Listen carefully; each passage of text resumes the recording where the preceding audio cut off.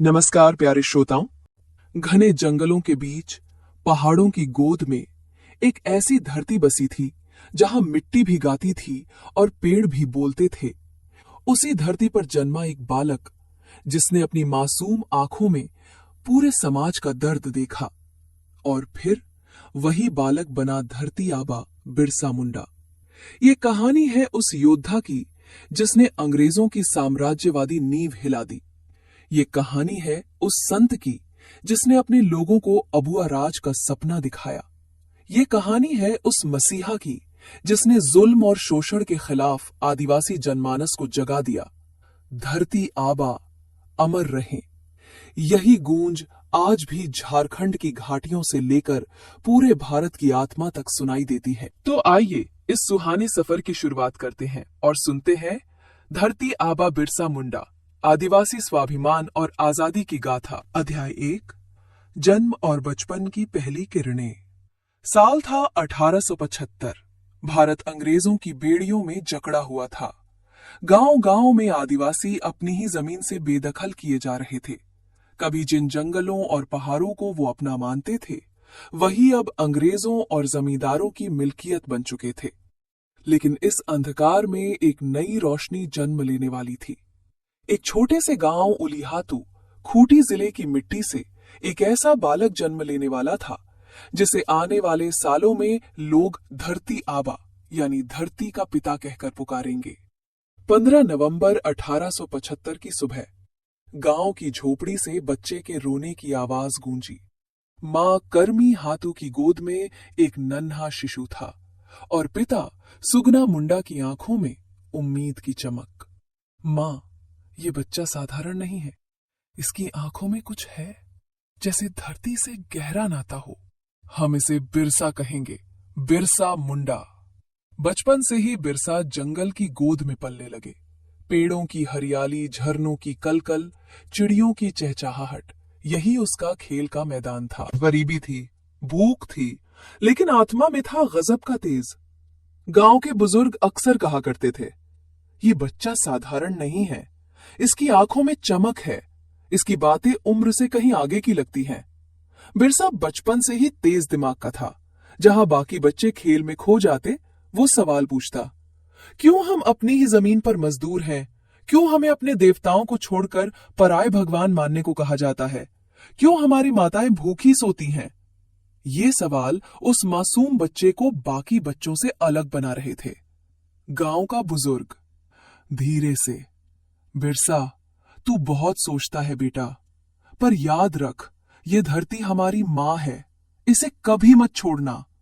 बिरसा, भरती माँ को कोई छीन नहीं सकता बाबा, अगर कोई छीनने आएगा तो मैं लड़ूंगा। धीरे धीरे बिरसा बड़ा होने लगा, लेकिन उसके चारों ओर अन्याय भी बढ़ने लगा। अंग्रेज आदिवासियों की जमीन हड़प रहे थे। मिशनरियां आदिवासियों को धर्म बदलने पर मजबूर कर रही थीं।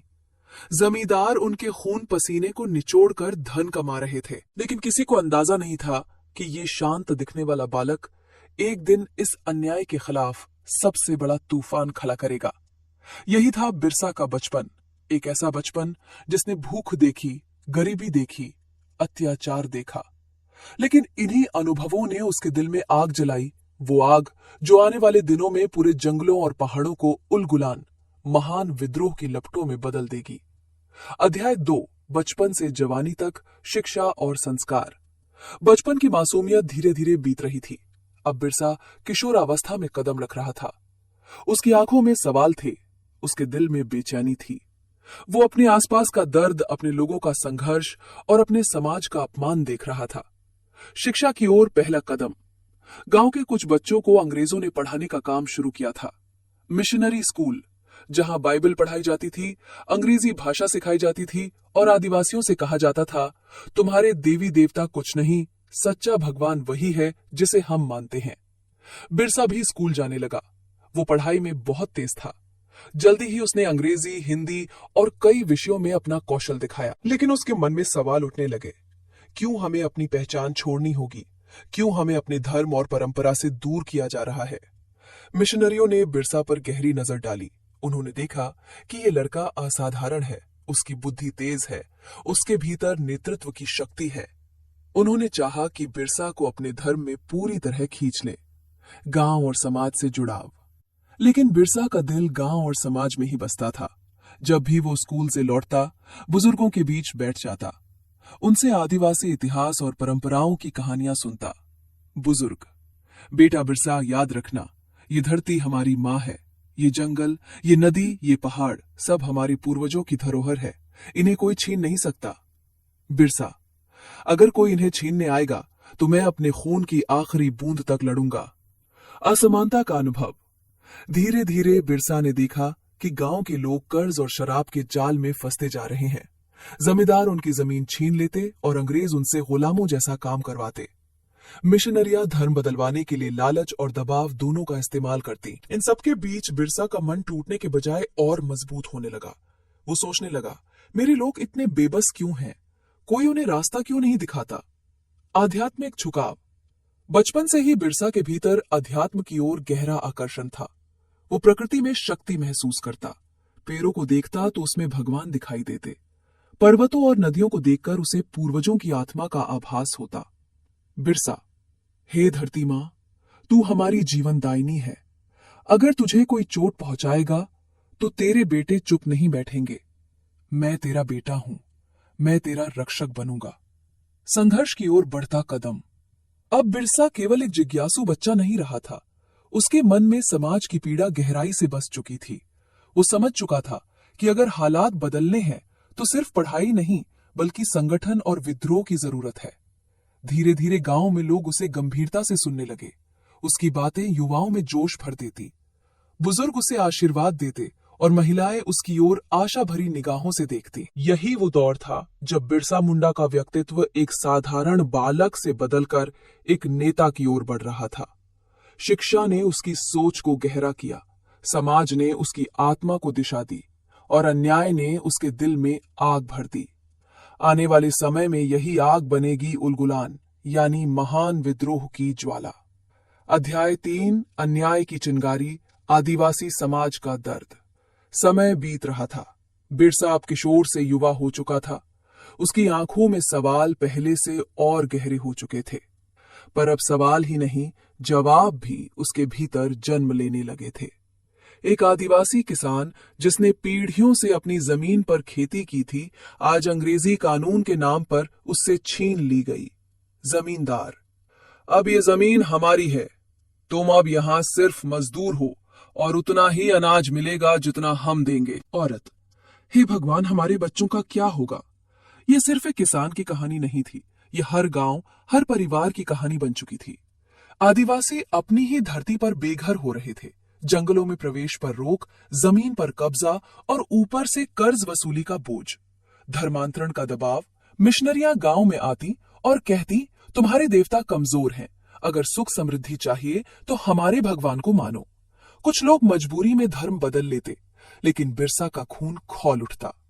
बिरसा, हमारे देवता कमजोर नहीं, हमारी एकता कमजोर हुई है। अगर हम अपनी जड़ों से जुड़े रहें तो हमें कोई तोड़ नहीं सकता। गरीबी और शराब का जाल। अत्याचार की एक और बड़ी जड़ थी शराब और सूदखोरों का जाल। गांव के भोले भाले लोग कर्ज लेते और ब्याज इतना बढ़ जाता कि उनकी जमीन तक बिक जाती, और शराब ने उनकी हिम्मत को और तोड़ दिया। बुजुर्ग, हमने जमीन गंवा दी बेटा, अब हम कहां जाएं? बिरसा, मत रो बाबा, ये धरती हमारी मां है, इसे कोई नहीं छीन सकता। एक दिन हम सब उठ खड़े होंगे और अपना हक वापस लेंगे। नेता के रूप में उभार। गांव के लोग अब बिरसा की बातें ध्यान से सुनने लगे। उसके शब्दों में आग थी, उसके स्वर में साहस। वो सिर्फ शिकायत नहीं करता था, बल्कि रास्ता दिखाता था। बिरसा, भाइयों, हम कब तक सहते रहेंगे? ये जंगल हमारे हैं, ये जमीन हमारी है। अगर कोई इन्हें छीनना चाहेगा तो हम चुप नहीं बैठेंगे। हमारी धरती हमारी मां है। अन्याय की चिंगारी, उलगुलान की तैयारी। यहीं से अन्याय की चिंगारी धीरे धीरे आग में बदलने लगी। लोग बिरसा को सिर्फ एक युवा नहीं, बल्कि अपने नेता के रूप में देखने लगे। बच्चे, बूढ़े, औरतें सब उसके शब्दों से ताकत लेने लगे। अब बिरसा मुंडा केवल गांव का बेटा नहीं रहा, वो बन चुका था आदिवासी समाज की आवाज। अध्याय 4। बिरसा का नेतृत्व और उलगुलान की शुरुआत। अन्याय की चिंगारी अब अंगारों में बदल चुकी थी। आदिवासियों के दिलों में एक सवाल गूंज रहा था, क्या हम हमेशा गुलाम बने रहेंगे? क्या हमारी धरती हमेशा हमसे छीनी जाती रहेगी? इस सवाल का जवाब सिर्फ एक ही नाम था, बिरसा मुंडा। गांव-गांव में बिरसा की पुकार। बिरसा, भाइयों और बहनों, ये धरती हमारी मां है। हमारी मां को अंग्रेज और दिकू बाहरी लोग लूट रहे हैं। क्या हम चुप रहेंगे? बिरसा, तो सुनो, अब समय आ गया है कि हम सब एक हो जाएं। अब हम लड़ेंगे और अपनी धरती वापस लेंगे। ये होगा हमारा उलगुलान महान आंदोलन। बिरसा का धर्म और संस्कृति पर जोर। बिरसा सिर्फ हथियार उठाने की बात नहीं करता था, वो सबसे पहले लोगों को उनकी पहचान, उनकी संस्कृति और उनके धर्म की ओर लौटाता। वो कहता था, हमारे पूर्वजों ने हमें जो परंपरा दी है वही हमारी शक्ति है। अगर हम अपने देवताओं, अपनी धरती और अपनी एकता को याद रखें तो कोई हमें हरा नहीं सकता। महिला, धरती आबा, आपके शब्द हमें जीने की ताकत देते हैं। हम अब डरेंगे नहीं। बिरसा, हाँ, अब हमारा डर खत्म होगा। अब हम सिर्फ लड़ेंगे और जीतेंगे। युवाओं का संगठन। धीरे धीरे गांव-गांव के युवा बिरसा के साथ जुड़ने लगे। वे तीर धनुष, भाले और पारंपरिक हथियार लेकर अभ्यास करने लगे। हर गांव में बैठकें होने लगी और हर बैठक में सिर्फ एक ही बात, अपनी जमीन वापस लो। युवा, धरती आबा, हम आपके साथ हैं। आप कहिए, हम अपनी जान तक देने को तैयार हैं। बिरसा, भाइयों, हमारी ताकत हमारी एकता है। हम जंगल के बेटे हैं, धरती मां के सिपाही हैं। याद रखना, जब हम सब एक साथ उठ खड़े होंगे तो अंग्रेजों की सत्ता हिल जाएगी। उलगुलान की शुरुआत। अब विद्रोह की शुरुआत हो चुकी थी। छोटे छोटे समूह अंग्रेजों और जमींदारों को चुनौती देने लगे। कभी उनकी कोठियां जल जाती, कभी उनकी फसलें बर्बाद हो जाती। आदिवासी अब चुपचाप सहने वाले नहीं रहे। अंग्रेज अधिकारी, ये कौन है जो हमारे खिलाफ लोगों को भड़का रहा है? कौन है जो हमारी नींव हिला रहा है? धरती आबा का जन्म। यही वो समय था जब लोग बिरसा को सिर्फ नेता नहीं बल्कि भगवान की तरह मानने लगे। उन्हें विश्वास था कि बिरसा धरती मां के अवतार है और उन्होंने बिरसा को नाम दिया धरती आबा, यानी धरती का पिता। बेटा, तू सिर्फ हमारा बेटा नहीं रहा, अब तू हमारी धरती का रक्षक है। तू है धरती आबा। इस तरह बिरसा मुंडा का नेतृत्व आदिवासी समाज में नई उम्मीद बन गया। अब आंदोलन की नींव रखी जा चुकी थी। आने वाले दिनों में यह आंदोलन इतना प्रचंड होगा कि अंग्रेजों की जड़ें हिल जाएंगी। अध्याय 5। संघर्ष की ज्वाला। अंग्रेजों से सीधी टक्कर। अब वो समय आ चुका था जिसका इंतजार पीढ़ियों से आदिवासी कर रहे थे। अन्याय की चिंगारी अब ज्वाला बन चुकी थी। बिरसा मुंडा के नेतृत्व में आदिवासी समाज अंग्रेजों और दिक्कुओं को सीधी चुनौती देने के लिए तैयार था। विद्रोह की तैयारी। युवा, धरती आबा, अब और इंतजार नहीं, हम लड़ने के लिए तैयार हैं। बिरसा, भाइयों, याद रखो, ये सिर्फ हमारी लड़ाई नहीं है, ये हमारी धरती मां की लड़ाई है। हमारे पूर्वजों की आत्मा हमें देख रही है। आज हम कसम खाते हैं, जब तक हमारी जमीन हमें वापस नहीं मिलती, हम चैन से नहीं बैठेंगे। और फिर शुरू हुआ उलगुलान का अगला चरण। आदिवासियों ने जंगल के रास्तों से निकलकर अंग्रेजों की चौकियों पर धावा बोल दिया। तीर धनुष, भाले, कुल्हाड़ियां, यही उनके हथियार थे, पर उनके सीने में था गजब का साहस। अंग्रेज अधिकारी, ये क्या हो रहा है? जंगल के ये लोग हमारे सैनिकों पर हमला कर रहे हैं। सैनिक, सर, इनका नेतृत्व कर रहा है बिरसा मुंडा। गांवों में जीत की गूंज। जब आदिवासी किसी अंग्रेज ठिकाने को गिराते तो गांवों में खुशी की लहर दौड़ जाती।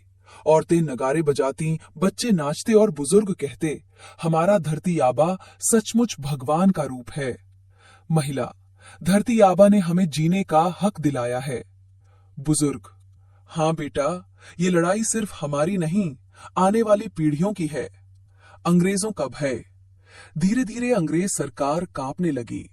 उनके लिए ये विद्रोह सबसे बड़ी चुनौती बन गया था। जंगलों में उनकी पकड़ ढीली पड़ रही थी।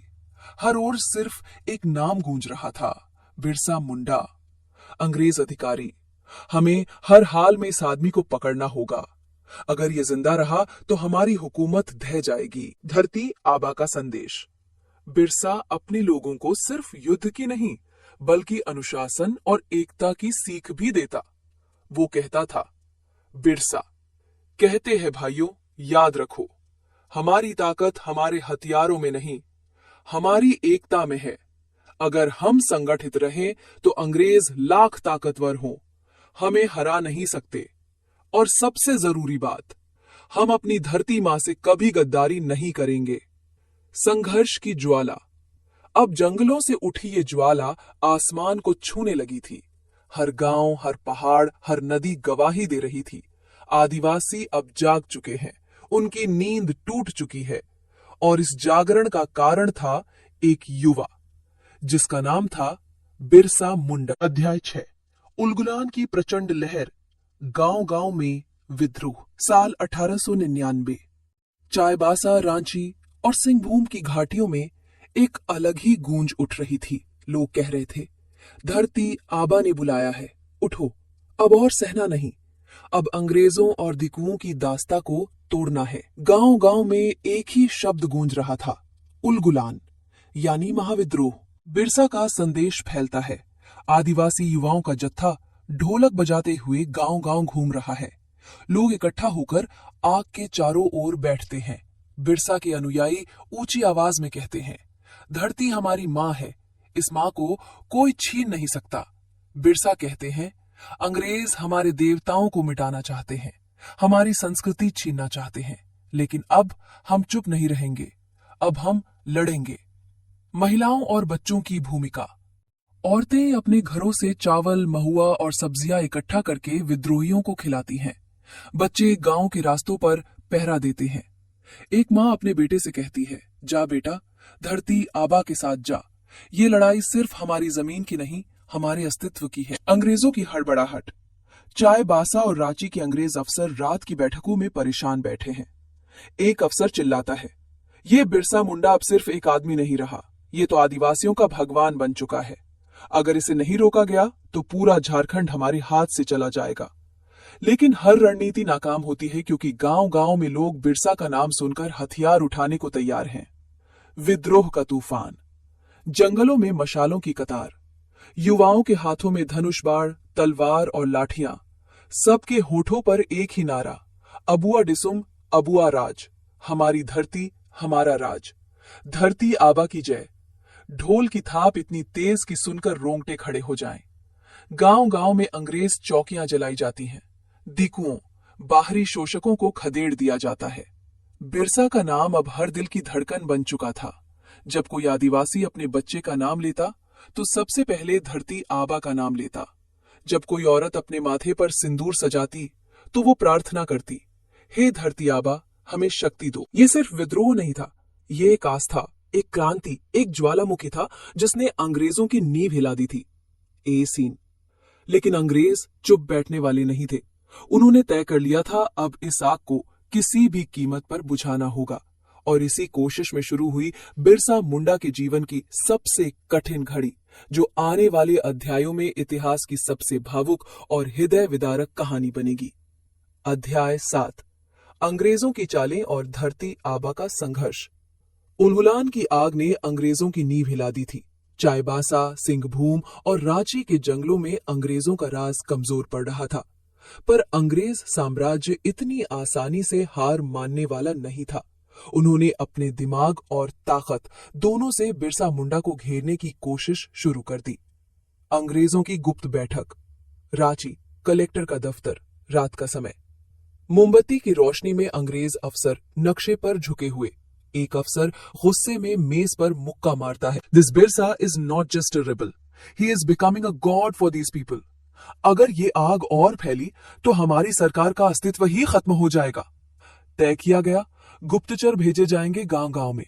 मुखबिरों को रिश्वत देकर बिरसा की खबर जुटाई जाएगी। सैनिक टुकड़ियां बनाकर विद्रोही गांवों पर हमला किया जाएगा। गांवों पर अंग्रेजों का हमला। आधी रात को अचानक घोड़ों की टाप, बंदूकों की आवाज। औरतें बच्चों को गोद में उठाकर जंगल की ओर भागती हैं। बिरसा के साथी चिल्लाते हैं, भाइयों, तीर चलाओ, धरती आबा के लिए लड़ो। धनुष बाण और बंदूकों की टक्कर। कई निर्दोष मारे जाते हैं, गांव जलने लगते हैं। धरती आबा का साहसिक भाषण। अगले दिन जले हुए गांव के पास बिरसा खड़े हैं। चारों ओर स्त्रियां रो रही हैं, बच्चे डरे हुए हैं, जवान गुस्से में हैं।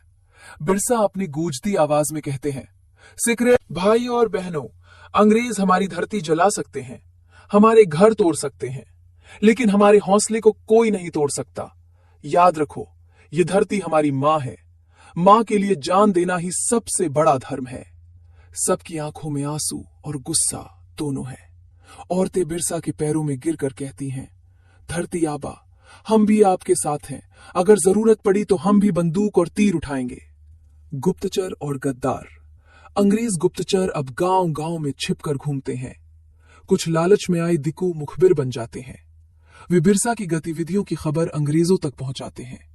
इतिहास हमेशा यही कहता है, हर क्रांति को बाहर के दुश्मनों से कम, भीतर के गद्दारों से ज्यादा चोट मिलती है। बिरसा की रणनीति। जंगल के भीतर बिरसा अपने साथियों के साथ बैठक करते हैं। नक्शे पर तीर से निशान लगाते हुए कहते हैं, हम जंगल के बेटे हैं। अंग्रेज हमें मैदानों में हरा सकते हैं, लेकिन पहाड़ियों और वनों में हम ही राज करेंगे। हर पेड़ हमारी ढाल है, हर नदी हमारी साथी है। विद्रोहियों की टुकड़ी छोटी छोटी मंडलियों में बंट जाती है। वे अंग्रेज चौकियों पर छापामार हमले करने लगते हैं। अंग्रेज अफसर की चीख, These tribals vanish like ghosts in the forests. How do we catch this Birsa? दूसरी तरफ जंगल की अंधेरी रात में मशाले लिए विद्रोही नारे लगाते हैं, अबुआ राज ऐत, अबुआ डिसूम ऐत। धरती आबा बिरसा मुंडा का संघर्ष अब निर्णायक दौर में पहुंच चुका था। अंग्रेज उन्हें पकड़ने के लिए दिन रात जाल बिछा रहे थे, लेकिन आदिवासी जनता अपने भगवान के साथ चट्टान की तरह खड़ी थी। इतिहास की ये जंग अब और भी खतरनाक मोड़ लेने वाली थी, क्योंकि आने वाला समय था गिरफ्तारी और बलिदान का समय। अध्याय 8। धरती आबा की गिरफ्तारी और जेल की करुण गाथा। उलगुलान की आग से अंग्रेज बुरी तरह डर चुके थे। उनकी आंखों में सिर्फ एक नाम था, बिरसा मुंडा। जंगलों में तीर धनुष से लड़ी जा रही ये जंग उन्हें अंदर तक हिला चुकी थी, लेकिन अंग्रेज जानते थे, अगर बिरसा जिंदा रहे तो उनकी हुकूमत कभी मजबूत नहीं हो पाएगी। और तब शुरू हुई वो चालें, वो साजिशें, जिनसे धरती आबा को कैदखाने तक ले गद्दारी की रात, अंधेरी रात। बिरसा अपने कुछ साथियों के साथ जंगल में बैठक कर रहे हैं। अचानक दूर से घोड़ों की टाप और हथियारों की खनक सुनाई देती है। एक साथी घबराकर कहता है, धरती आबा, अंग्रेज हमारी ओर बढ़ रहे हैं। उन्हें हमारे ठिकाने का पता कैसे चला? हाँ, वही हुआ जिसकी आशंका थी। कुछ गद्दारों ने अंग्रेजों को बिरसा के ठिकाने की खबर बेच दी और इस तरह धरती आबा को धोखे से घेर लिया गया। गोलियों की गड़गड़ाहट। बिरसा अपने साथियों को बचाते हैं, लेकिन अचानक पीछे से हमला कर अंग्रेज सिपाही उन्हें पकड़ लेते हैं। कैद का पहला दिन बिरसा को रांची जेल में डाल दिया गया। लोहे की सलाखें, अंधेरी कोठरी और टूटी चारपाई। साथ ही कैदी फुसफुसाते हैं, वो देखो, धरती आबा को पकड़ लाए हैं, लेकिन अंग्रेज कभी इनके आत्मा को कैद नहीं कर पाएंगे। बिरसा मुस्कुराते हैं और धीरे से कहते हैं, मेरे भाइयों, जेल की दीवारें हमें रोक सकती हैं, पर हमारी धरती की पुकार को नहीं। अंग्रेज अफसर और बिरसा की मुलाकात। जेलर और अंग्रेज अफसर बिरसा से कहते हैं, बिरसा, अगर तुम विद्रोह छोड़ दो, अपने लोगों से हथियार रखवा दो, तो हम तुम्हें छोड़ देंगे। बिरसा गरजते हुए जवाब देते हैं, मेरी आत्मा बिकाऊ नहीं है। मैं अपनी धरती, अपने जंगल और अपने लोगों के लिए लड़ रहा हूं। अगर मेरी मौत भी हो जाए तो भी हर पेड़, हर पत्थर, हर नदी मेरी आवाज बनकर पुकारेगी, अब्बुआ राजेत, अब्बुआ दिसुमेत। जेल की यातनाएं। बिरसा को जंजीरों से बांधा गया, उन्हें भूखा रखा गया, पीटा गया, लेकिन वे हर चोट पर सिर्फ यही कहते, ये चोट मेरी नहीं, मेरी धरती की है, और ये जख्म ही हमारी जीत की पहचान बनेंगे। साथी कैदी उनकी ओर देखते और उनके होठों पर गाई जाने वाली प्रार्थना सुनते। हे धरती मां, अपने बच्चों को शक्ति देना। मेरा शरीर मिट्टी में मिल जाए, पर मेरे लोगों का साहस कभी ना मिटे। जेल की दीवारों से बाहर की गूंज। जेल में बंद बिरसा की खबर जंगल जंगल, गांव गांव फैल गई। औरतें, बच्चे, बूढ़े सब रोते हुए कहते, धरती आबा को कैद कर लिया गया, लेकिन हम उनकी आवाज को मरने नहीं देंगे। ढोल नगारे बजते हैं। लोग बिरसा का नाम लेकर प्रतिज्ञा करते हैं, धरती आबा के सपनों को हम पूरा करेंगे।